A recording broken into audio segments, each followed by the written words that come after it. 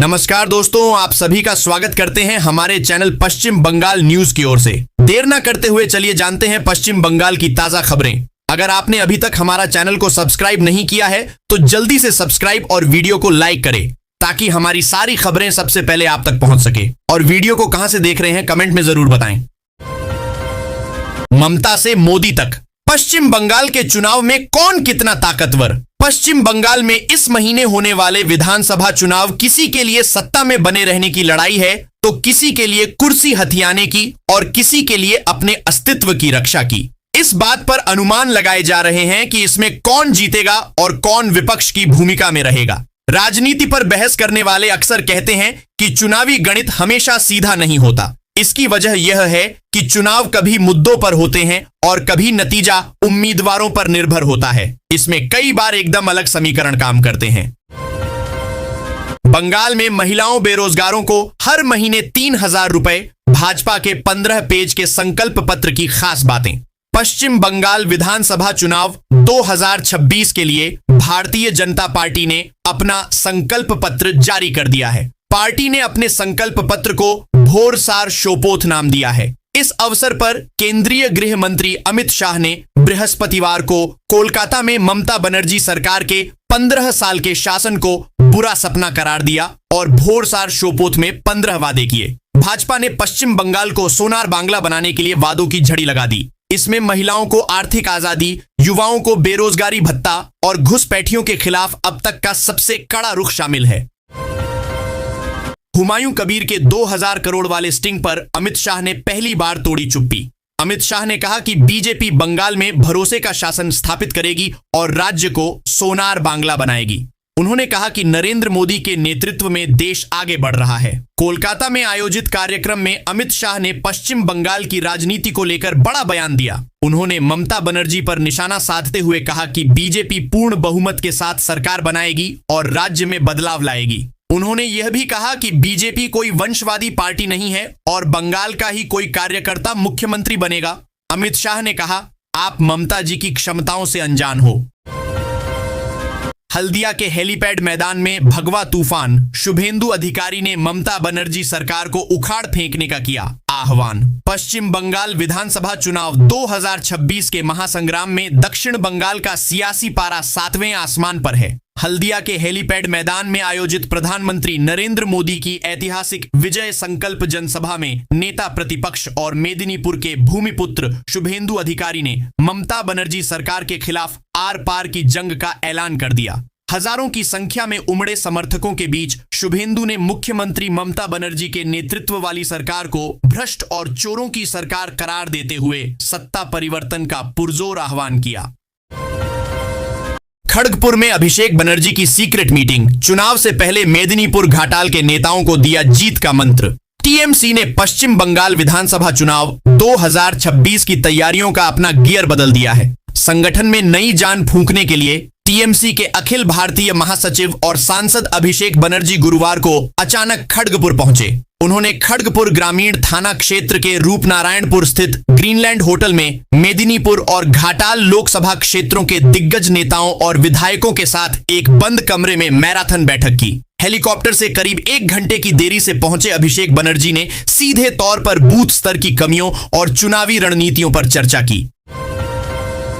तेतुलिया में बोली ममता बनर्जी, सांप भरोसेमंद, भाजपा नहीं। बंगाल में 90 लाख वोटर के नाम कटने से मचा हड़कंप। पश्चिम बंगाल विधानसभा चुनाव 2026 के महासमर के बीच मुख्यमंत्री ममता बनर्जी ने भाजपा पर अब तक का सबसे तीखा हमला बोला है। उत्तर 24 परगना के तेतुलिया में एक विशाल चुनावी जनसभा को संबोधित करते हुए तृणमूल प्रमुख ने भाजपा की विश्वसनीयता पर सवाल उठाए। उन्होंने मतदाताओं को आगाह करते हुए यहां तक कह दिया कि एक बार सांप पर भरोसा किया जा सकता है लेकिन भाजपा पर कभी नहीं।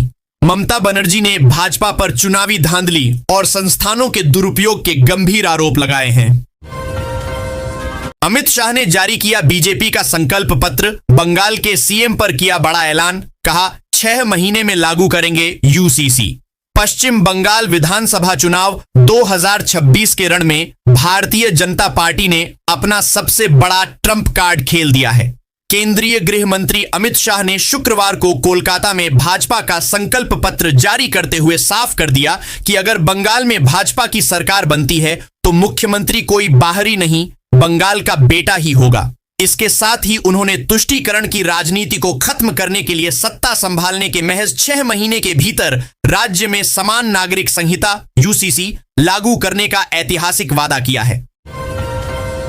मालदा में भाजपा का स्पोर्ट्स कार्ड, खेल के मैदान से नितिन नबीन की युवाओं और एनजीओ को साधने की रणनीति। पश्चिम बंगाल विधानसभा चुनाव 2026 के लिए भारतीय जनता पार्टी ने अपनी चुनावी बिसात बिछाने का अंदाज बदल दिया है। इसी क्रम में भाजपा के अखिल भारतीय अध्यक्ष नितिन नबीन गुरुवार को मालदा पहुंचे। यहां उन्होंने किसी पारंपरिक रैली की बजाय खेलकूद और सामाजिक संगठनों एनजीओ के माध्यम से जनता से जुड़ने का नया फॉर्मूला अपनाया। पुराने मालदा के शाहपुर स्थित एक निजी होटल में आयोजित विशेष खेल कार्यक्रम के जरिए उन्होंने युवाओं को सीधे भाजपा के साथ जोड़ने का संदेश दिया। बंगाल की 44 सीटों पर क्या होगा? जीत के अंतर से ज्यादा इस बार वोट कट गए, नंदीग्राम भी शामिल।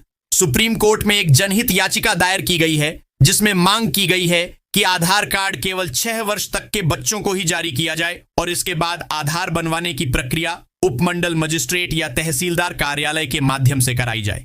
यह याचिका अधिवक्ता अश्विनी कुमार उपाध्याय द्वारा दायर की गई है, जिसमें केंद्र सरकार, राज्य, केंद्र शासित प्रदेशों और भारतीय विशिष्ट पहचान प्राधिकरण को पक्षकार बनाया गया है।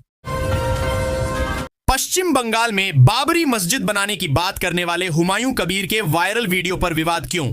पश्चिम बंगाल के नेता हुमायूं कबीर एक कथित वीडियो में राज्य के मुसलमानों को लेकर यह विवादित टिप्पणी करते नजर आ रहे हैं। ये वीडियो गुरुवार से सोशल मीडिया पर वायरल है। बीबीसी ने इस वीडियो की प्रामाणिकता की स्वतंत्र रूप से पुष्टि नहीं की है। उधर हुमायूं कबीर ने दावा किया है कि यह वीडियो आर्टिफिशियल इंटेलिजेंस यानी एआई से बनाया गया है। गुरुवार को तृणमूल कांग्रेस के आईटी सेल ने इस वीडियो को सोशल मीडिया प्लेटफॉर्म पर शेयर किया। बांग्ला भाषा को बांग्लादेशी भाषा बताने पर भड़की तृणमूल कांग्रेस, बताया बंगाल और बंगाली समाज का अपमान। भाजपा की ओर से बांग्ला भाषा को बांग्लादेशी भाषा बताने पर तृणमूल कांग्रेस भड़क गई है। गुरुवार देर रात आसनसोल के राहा लेन स्थित तृणमूल जिला कार्यालय में पत्रकारों से बात करते हुए जिलाध्यक्ष नरेंद्र नाथ चक्रवर्ती ने भाजपा के आईटी सेल पर निशाना साधा। उन्होंने कहा कि बांग्ला भाषा को बांग्लादेशी भाषा बताना बंगाल और बंगाली समाज का अपमान है। उन्होंने आरोप लगाया कि भाजपा नेताओं के मन में बंगाल और यहां की संस्कृति के प्रति सम्मान नहीं है। बंगाल में 90 लाख लोगों को मिलेगा वोटिंग का हक। वोटर लिस्ट फ्रीज मामले पर सुप्रीम कोर्ट में 13 को महासुनवाई। पश्चिम बंगाल चुनाव के पहले चरण के मतदान 23 अप्रैल से ठीक पहले एक बड़ी कानूनी लड़ाई सुप्रीम कोर्ट पहुंच गई है। निर्वाचन आयोग के द्वारा मतदाता सूची को फ्रीज करने के फैसले के खिलाफ दायर याचिकाओं पर अब देश की सर्वोच्च अदालत 13 अप्रैल को सुनवाई करेगी। इस सुनवाई का सीधा असर उन लाखों लोगों पर पड़ेगा जिनके नाम एसआईआर के दौरान वोटर लिस्ट से हटा दिए गए थे। निर्वाचन आयोग ने 9 अप्रैल को उन विधानसभा सीटों के लिए मतदाता सूची को अंतिम रूप दे दिया है जहां पहले चरण में मतदान होना है। बांग्लादेश भेजा जा रहा राशन का गेहूं तस्करी की जांच करने रानीगंज पहुंची ईडी। बांग्लादेश में राशन गेहूं की तस्करी के आरोपों की जांच करने ईडी की टीम बंगाल पहुंची है। बंगाल के 12 से अधिक निर्यातकों से पूछताछ की जा रही है। इन सभी लोगों पर आरोप है कि सरकार द्वारा राशन आटा बनाने के लिए आटा मिलों को भेजा गया गेहूं चोरी करके बांग्लादेश में तस्करी कर दिया गया। उत्तर 24 परगना में एफआईआर दर्ज की गई है। केंद्रीय एजेंसी ने इसकी जांच शुरू कर दी है। इसी क्रम में शुक्रवार तड़के ईडी की टीम ने रानीगंज के प्रमुख उद्योगपति और चावल व्यापारी अजय कयाल के ठिकानों पर अचानक छापेमारी की। बंगाल में मुस्लिम वोटरों से अधिक कटे हिंदू वोटरों के नाम एसआईआर पर तृणमूल कांग्रेस का नया खुलासा। एसआईआर प्रक्रिया में इस बार बंगाल में 91 लाख लोगों के नाम कट चुके हैं। हालांकि निर्वाचन आयोग ने यह जानकारी प्रकाशित नहीं की है कि इसमें कितने हिंदू व मुस्लिमों के नाम हैं, लेकिन तृणमूल कांग्रेस ने दावा किया है कि जिनके नाम कटे हैं उनमें 63% हिंदू शामिल हैं। भाजपा ने इस आंकड़े पर सवाल उठाया। भाजपा का कहना है कि चुनाव आयोग ने कोई ऐसा आंकड़ा प्रकाशित नहीं किया है। तृणमूल के मुताबिक एसआईआर के पहले चरण में जिन 58 लाख लोगों के नाम कटे थे उसमें 44 लाख हिंदू थे। अमित शाह का एक्शन प्लान, खड़गपुर में दिलीप घोष के लिए रोड शो, बांकुड़ा में मेगा रैली। पश्चिम बंगाल विधानसभा चुनाव 2026 के पहले चरण के मतदान से ठीक पहले भारतीय जनता पार्टी ने अपनी पूरी ताकत झोंक दी है। प्रधानमंत्री मोदी की रैलियों के बाद अब केंद्रीय गृह मंत्री अमित शाह ने मोर्चा संभाल लिया है। अमित शाह 10 अप्रैल को खड़गपुर में एक भव्य रोड शो करेंगे। 11 अप्रैल को बांकुड़ा के ओंडा में विशाल जनसभा को संबोधित करेंगे। भाजपा का दावा है कि इन कार्यक्रमों से दक्षिण बंगाल के चुनावी समीकरण पूरी तरह बदल जाएंगे। शुक्रवार को अमित शाह खड़गपुर सदर सीट से भाजपा उम्मीदवार दिलीप घोष के समर्थन में चुनाव प्रचार करेंगे। 27 लाख वोटर की नो एंट्री, सुप्रीम कोर्ट के आदेश ने पलटी बाजी। अंतिम समय में जुड़े 2 नाम, कौन है वो? पश्चिम बंगाल में मतदाता सूची पर छिड़े घमासान के बीच एक बेहद चौंकाने वाला मामला सामने आया है। एक और राज्य के करीब 27 लाख विचाराधीन मतदाताओं के लिए वोटर लिस्ट के दरवाजे बंद कर दिए गए हैं, तो दूसरी ओर सुप्रीम कोर्ट के हस्तक्षेप के बाद अंतिम समय में 2 हाई प्रोफाइल नाम मतदाता सूची में जोड़े गए हैं। इस फैसले ने सियासी गलियारों में हलचल तेज कर दी है। आधिकारिक सूत्रों के अनुसार मतदाता सूची में नाम जोड़ने की समय सीमा समाप्त होने के बाद भी जिन 2 लोगों के नाम जोड़े गए हैं वे कांग्रेस के कद्दावर नेता हैं। एक हैं मेहताब शेख, दूसरे शख्स का नाम है मुत्तकिन आलम। बंगाल में हुमायूं कबीर को लगा 1000 करोड़ का झटका, ओवैसी ने तोड़ा गठबंधन।